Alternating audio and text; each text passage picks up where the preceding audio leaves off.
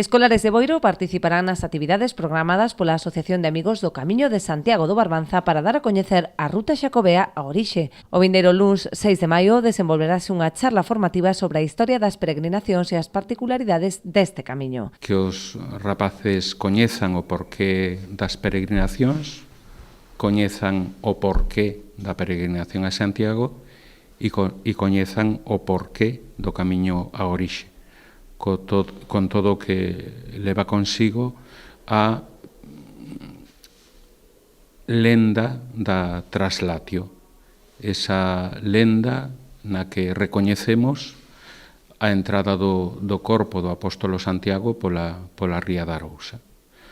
De algún xeito, o camiño a orixe é o camiño que pasa pola porta da nosa casa.